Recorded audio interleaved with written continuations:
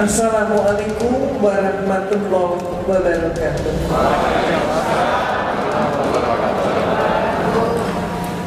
Para guru, para ustadz, para pejuang, ananda sekalian, adinda, kakanda, dan seluruhnya kita yang hadir, yang insya Allah semuanya dirahmati oleh Allah. Alhamdulillah atas karunia Allah SWT, acara ini dapat berlangsung dengan baik. Karenanya marilah kembali kita ungkapkan puji dan syukur kita kehadirat Allah. Alhamdulillah wa syukurillah wa la hawla wa la quwwata illa billah.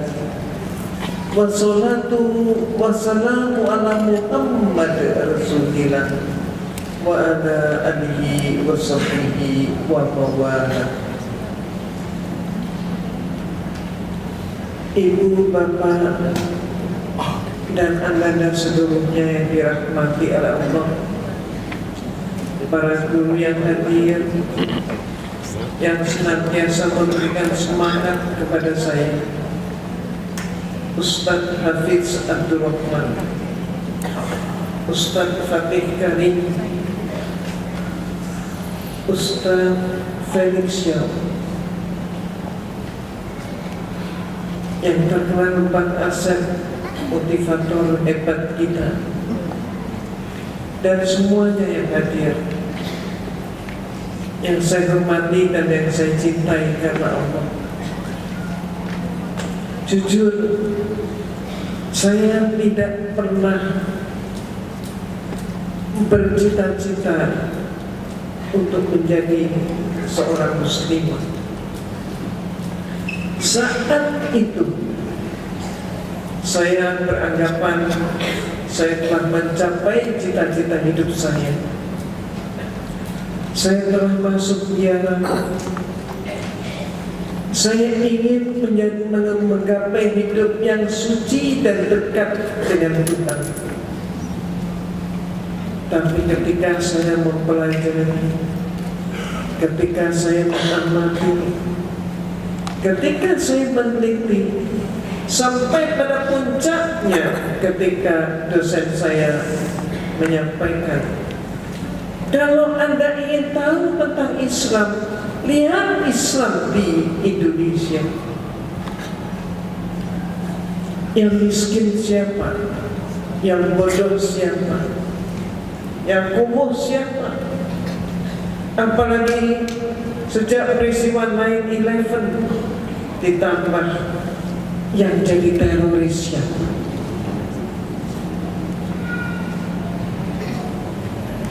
Saya dan teman-teman sepakat menyatakan, oh itu Islam.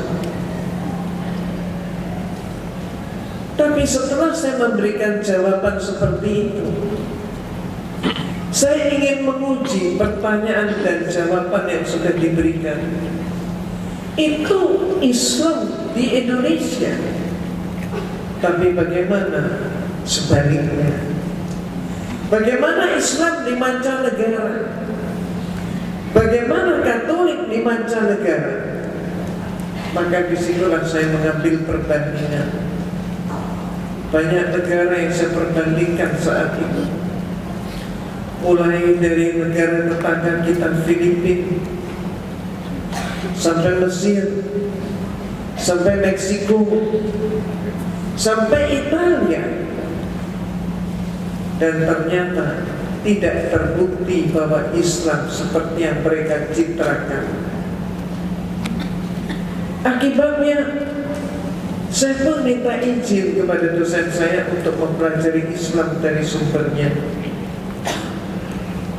Alhamdulillah, saya diberi izin mempelajari Al-Quran.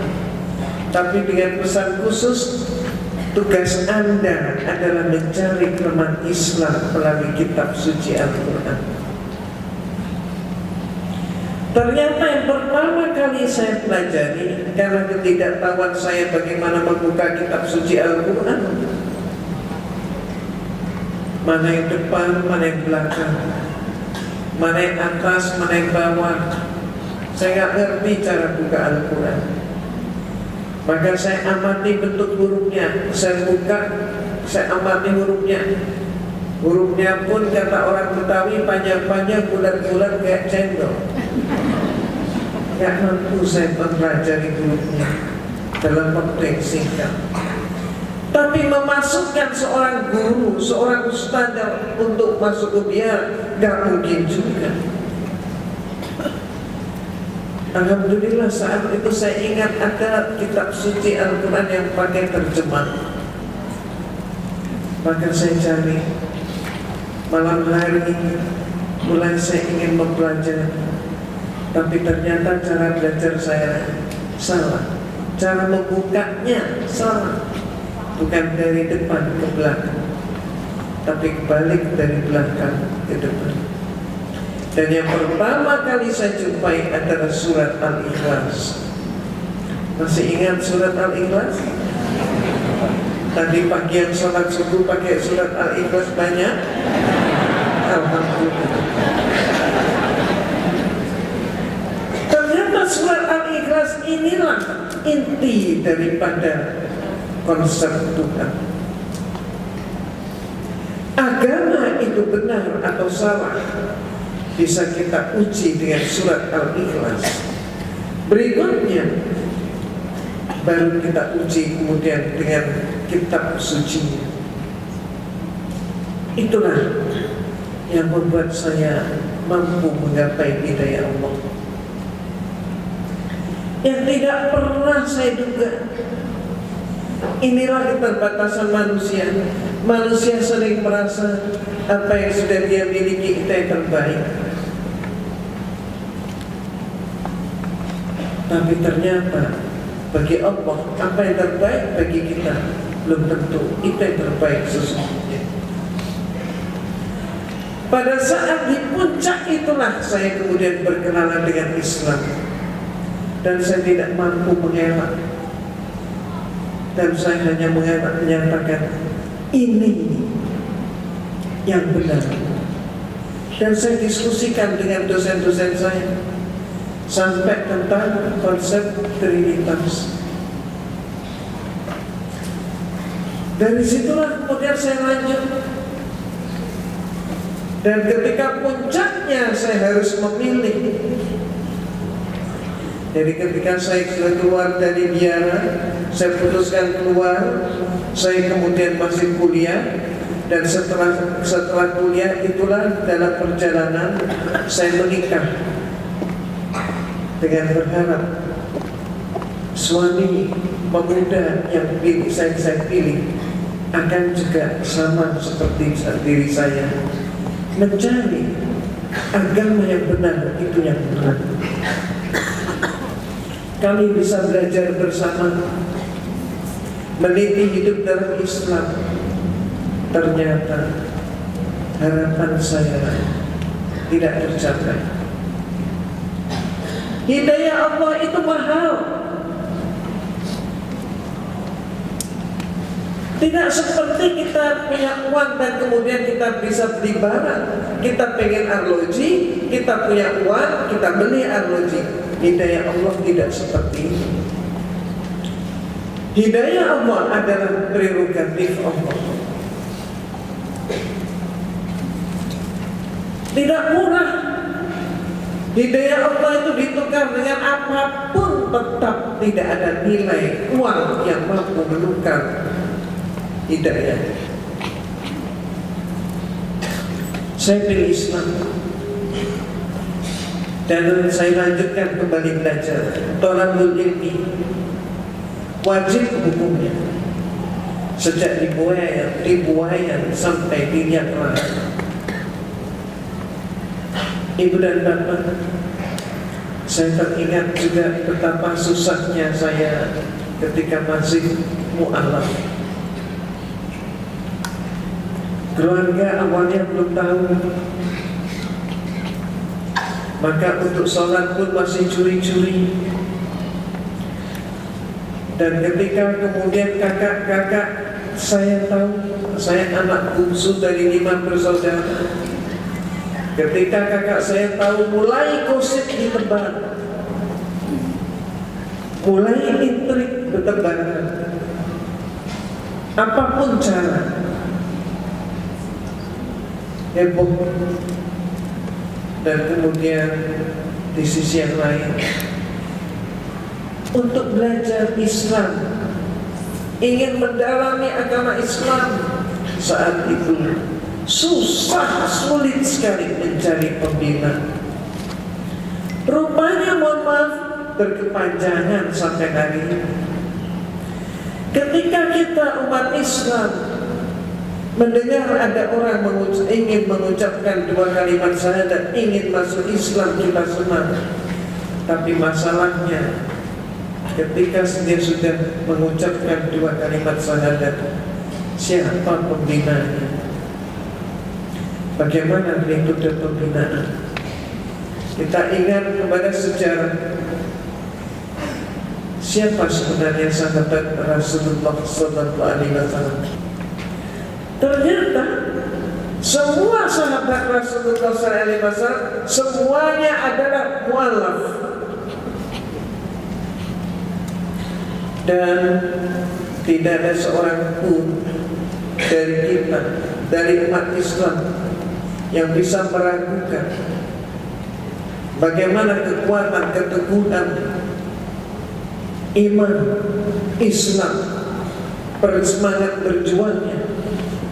Semuanya para sahabat itu luar biasa. Pertanyaannya sekarang, bagaimana dengan mu'alaf kita?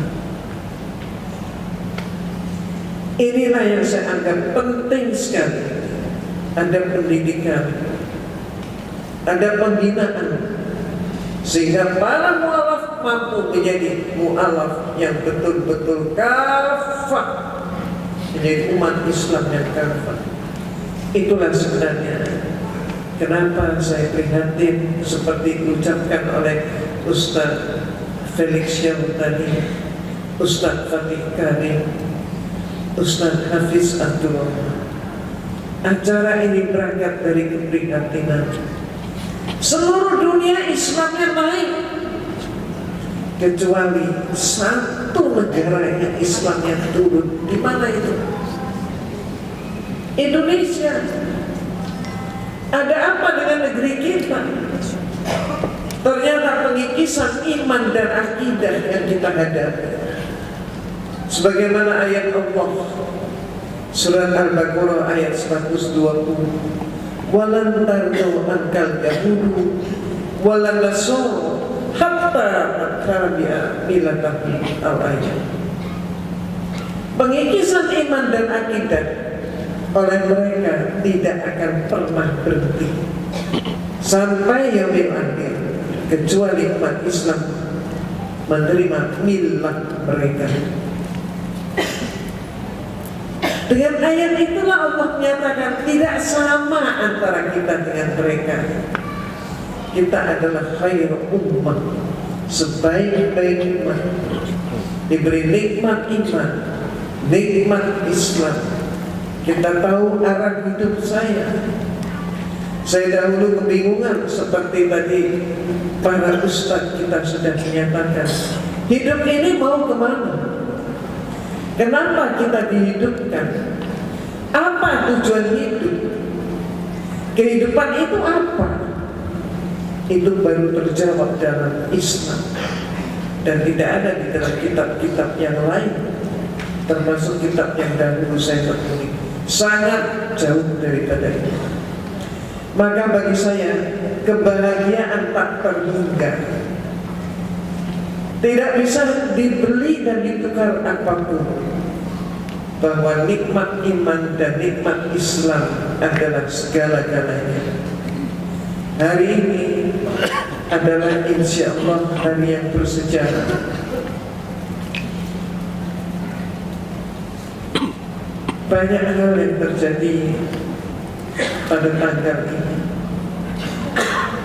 baik dalam keluarga saya. Anak saya yang bungsu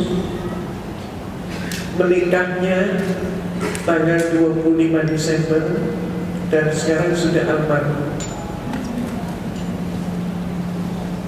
Anak tiga itu yang saya miliki, yang satu si bungsu sudah dipanggil Allah.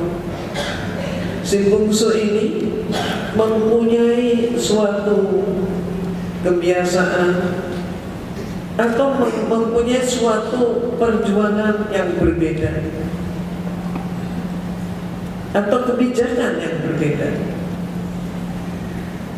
Dia ingin tahu, setelah papi dan maminya berpisah, saya memilih berpisah dan menjadi seorang muslimah, dan konsekuensinya adalah berpisah dengan suami. Suami saya kemudian menikah. Kami berpisah, dia menikah dengan seorang muslimah. Dan kemudian saat ini pun beliau sudah meninggal, istrinya juga sudah meninggal. Tapi putra bungsu saya sebelum meninggal sempat mencari di mana saudara-saudaranya, anak dari ayah-ayahnya. Berjumpa dan kemudian dibina bersatu.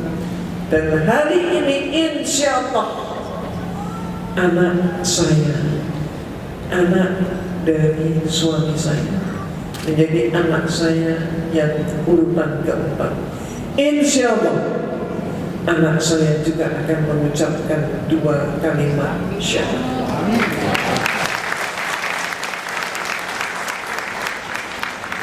Anak saya mempunyai persamaan dengan diri saya. Persamaannya, kalau saya masuk biara, anak saya Musa juga mengenyam kehidupan biara di seminari 3 tahun. Musa, di manakah Musa?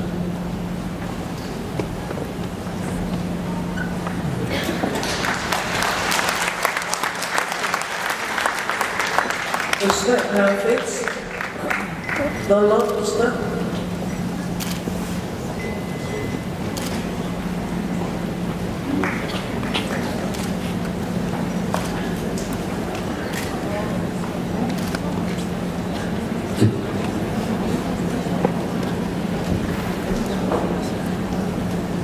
Alhamdulillah. Bagaimana posisinya Ustaz? Kita kursi lagi. Ada kursi lagi. Coba kursi.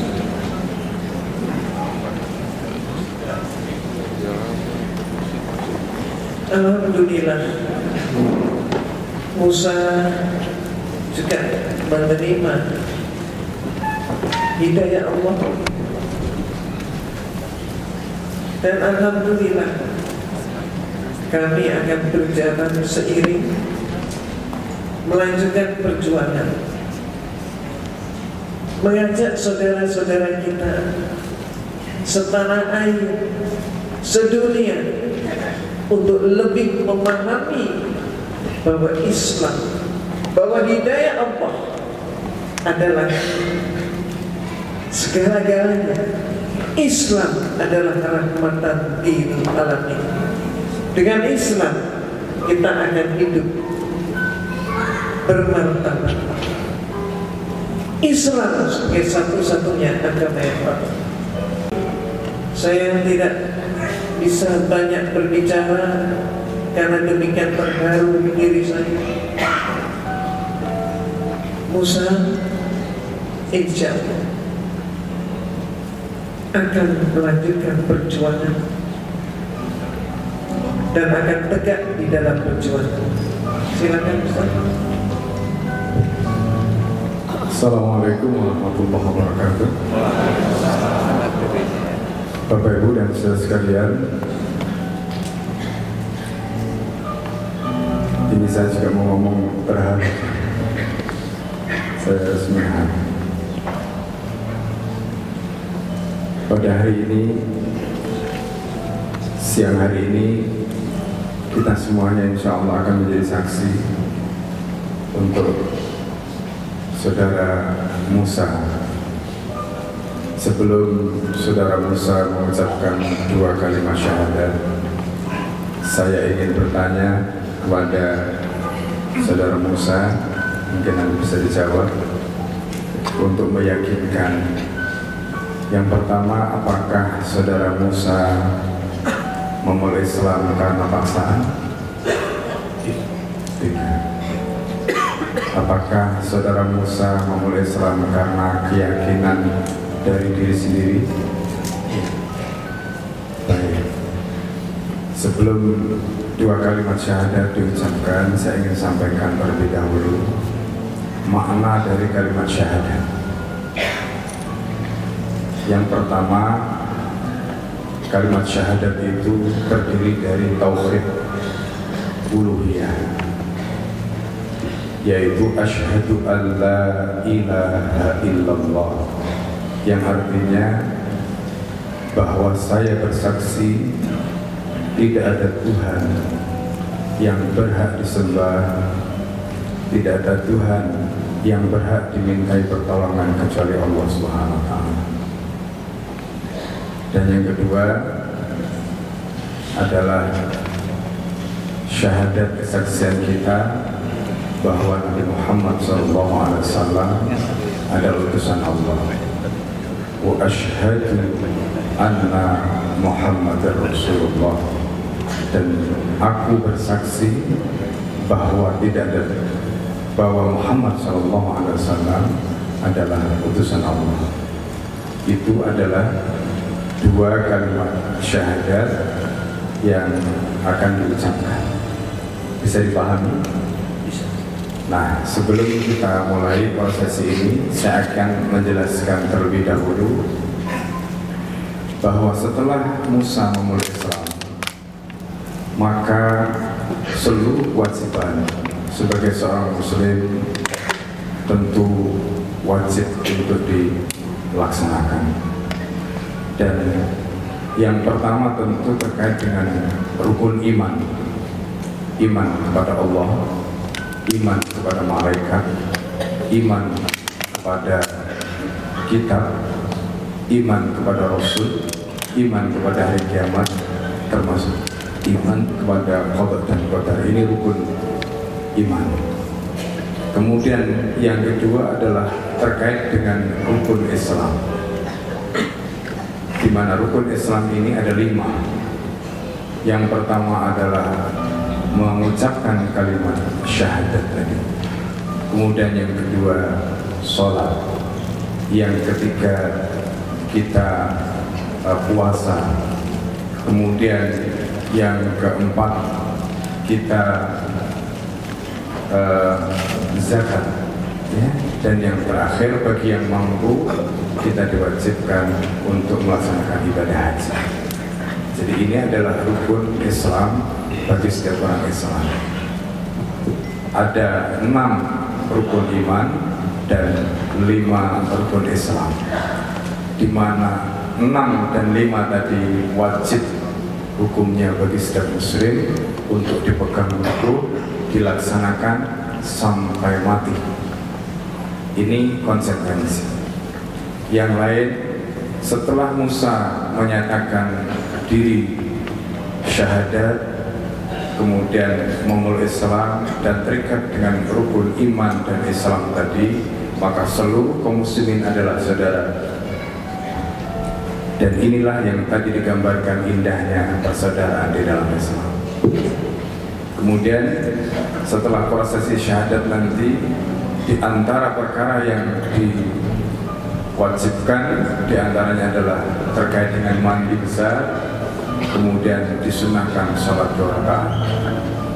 Kalau kemudian nanti mungkin ada hal-hal yang belum dipahami, insya Allah nanti akan mendapatkan bimbingan. Sudah jelas? Baik, mari kita mulai, ya.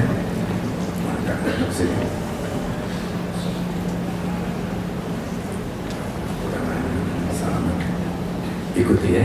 Ya. Bismillahirrahmanirrahim. Bismillahirrahmanirrahim. Asyhadu Asyhadu alla alla ilaha ilaha illallah illallah wa asyhadu wa asyhadu anna anna Muhammadan Muhammadan Rasulullah. Rasulullah. Saya bersaksi Saya bersaksi bahwa bahwa tidak ada Tuhan tidak ada Tuhan yang berhak disembah yang berhak disembah kecuali Allah, kecuali Allah, dan saya bersaksi dan saya bersaksi bahwa Muhammad Muhammad Sallallahu Alaihi Wasallam Sallallahu Alaihi Wasallam adalah utusan Allah. utusan Allah. Baik, ya, mari kita doakan bersama-sama Bapak Ibu sekalian. Bismillahirrahmanirrahim. Allahumma salli wa sallim ala Sayyidina Muhammad walhamdulillahi rabbil alamin. Allahumma ya muthabbital qulub, Allahumma ya muthabbital qulub, Allahumma ya muthabbital qulub, thabbit qalbahu ala dinika, thabbit qalbahu ala ta'atika. Allahumma ya muqallibal qulub, thabbit qalbahu ala dinika, thabbit qalbahu ala ta'atika. Allahumma ashrah sadrahu lil Islam, Allahumma kama qala nabiyyuka Muhammadin sallallahu alaihi wasallam, innal Islam yajibu ma qablahu. Allahumma fa innahu qad ashhad, Allahumma fa innahu qad hashad, Allahumma fa innahu qad aslama, faqbal islamahu wa ahsin dinahu wa akmil ta'atahu bi rahmatika ya arhamar rahimin. Ya Allah, Engkau yang mengukuhkan hati, teguhkanlah hatinya ya Allah, dalam berpegang teguh kepada agama-Mu. Teguhkanlah hatinya ya Allah di dalam mentaati-Mu ya Allah. Ya Allah, Engkau yang membolak-balikkan hati. Teguhkanlah hatinya ya Allah di dalam berpegang teguh kepada agama-Mu ya Allah. Teguhkanlah hatinya ya Allah di dalam mentaati-Mu ya Allah. Ya Allah, ya Allah, yang melapangkan dadanya ya Allah, lapangkanlah dadanya dalam mendapatkan Islam ya Allah. Sempurnakanlah agamanya ya Allah, sempurnakanlah agamanya ya Allah, sempurnakanlah agamanya ya Allah. Terimalah Islamnya ya Allah. Dia telah menyatakan masuk Islam ya Allah, dia telah bersyahadat ya Allah. Terimalah Islamnya ya Allah. Ampuni sebagaimana sabda Nabi apa yang telah dilakukan sebelumnya ya Allah. Hapuslah semua dosa-dosanya ya Allah. Allahumma fashal, Allahumma fashal fa innaka azlam. Ya Allah, saksikan dia telah menjadi bagian dari agama Nabi-Mu ya Allah. Ya Allah, saksikanlah dia telah menjadi saudara kami ya Allah. Ya Allah, ya Allah, jadikanlah kami menjadi saudaranya Musa ya Allah. Ya Allah, jadikanlah kami sebagai orang-orang yang bisa memberikan perlindungan, pelajaran, bimbingan kepada Musa ya Allah.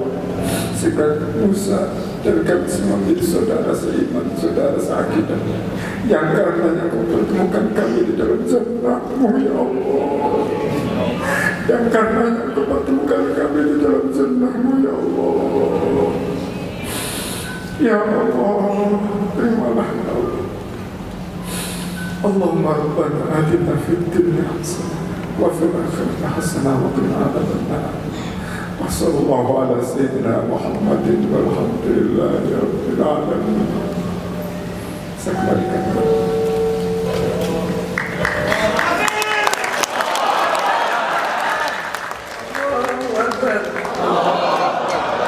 Allahu Akbar. Allahu Akbar.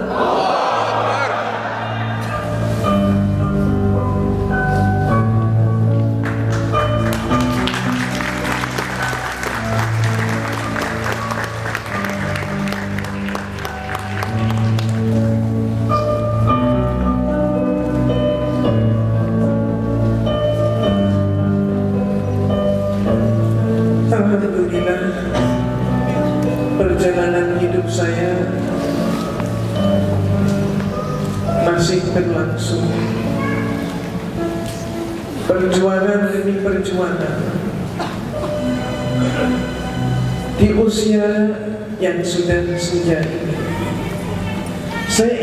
Saya tidak ingin kehilangan waktu semenit pun untuk berjuang.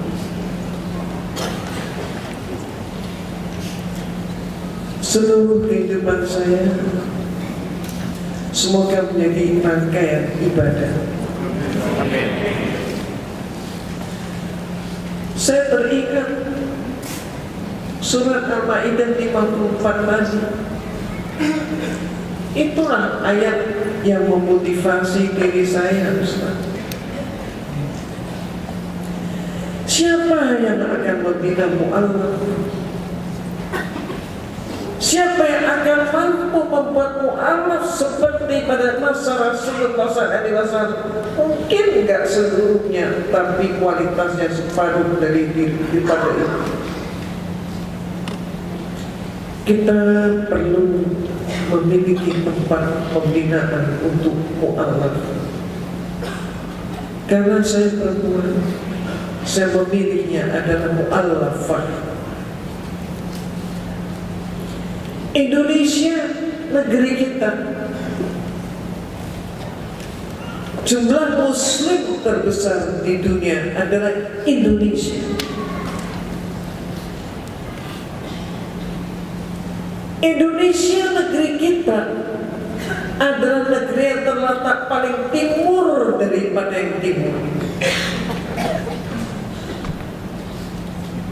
Saya teringat hadis itu, bahwa kebangkitan Islam akan dimulai dari negeri yang paling timur.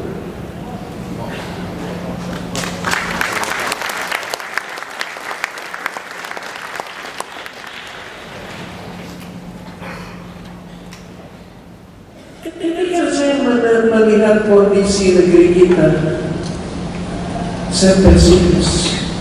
Bagaimana mungkin kebangkitan Islam dimulai dari Indonesia? Berbagai macam kerusakan tersistem terjadi di negeri ini.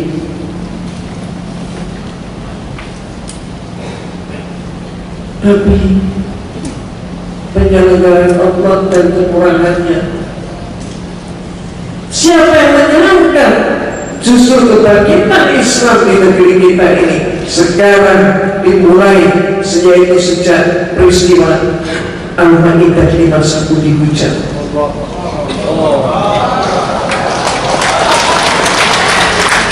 Siapa yang menyangka? Tidak ada hambanya yang menyangka bahwa inilah justru pintu kebangkitan Islam.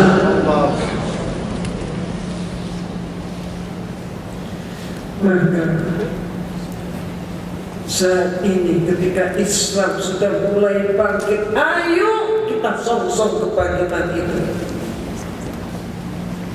Karena kebangkitan Islam itu bukan hanya kebangkitan untuk umat Islam, tapi kebangkitan untuk seluruh umat manusia. Hidup kita baru hidup yang sejahtera, yang damai, yang bermartabat ketika Islam berada dalam kejayaan.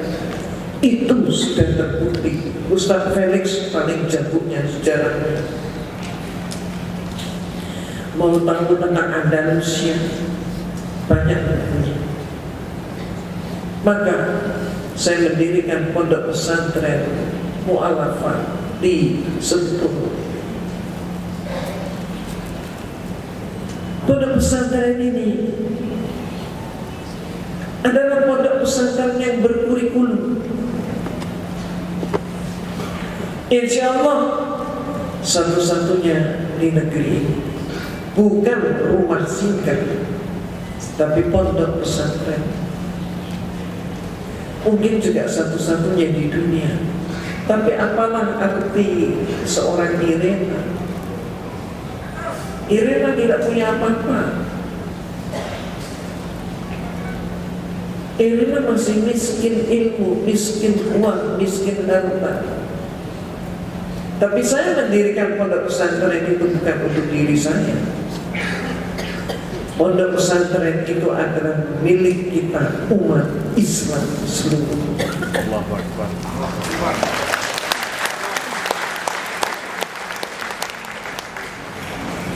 Ada nyanyian, raja-raja mati, rakyat pun mati. Memang betul. Siapa dari antara kita yang tidak mengalami kematian? Tapi persoalannya bagaimana kematian itu terjadi. Dan hidup kita adalah justru mulai setelah kita mati. Dan untuk hidup yang kekal abadi yang tidak berujung ini, sudahkah kita mempunyai bekal? Uang yang kita belanjakan, yang tadi ditunjukkan pada Ustadz Arsad, alhamdulillah justru uang yang seperti itulah yang akan berkembang. Bukan uang yang dibelanjakan, mohon maaf, untuk yang lain-lain. Tapi yang saya maksudkan, uang yang dibelanjakan di jalan Allah. Termasuk barang siapa yang membangun rumah di dunia, rumah yang diniatkan untuk Allah, membangun untuk Allah, insya Allah dia pun berarti membangun rumahnya di surganya Allah. Ibu dan Bapak, enaknya diwujudkan enggak pondok pesantren itu? Ayo kita jadikan sebagai tempat menimba ilmu. Bukan hanya untuk mu'alafah, untuk seluruh mu'alafnya bisa menimba ilmu di sana. Dan bagi kita menekuni keilmuan di sana. Yang paling penting saat ini, selain kitab suci Al-Quran dan hukum-hukum Islam yang kita kaji, ada yang perlu kita tahu, yaitu apa? Yaitu perbandingan agama. Itu penting kita tahu, sehingga kita pun tahu siapa, apa, kenapa, dan kemana. Insya Allah. Ibu dan Bapak, mudah-mudahan itu yang dapat saya berikan. Saya sampaikan waktunya. Terima kasih kepada Kang Asep. Mudah-mudahan acara kita semakin semarak dengan motivator kita yang hebat ini. Terima kasih Umi. Silakan Umi dan juga Mas Musa. Terima kasih tepuk tangan buat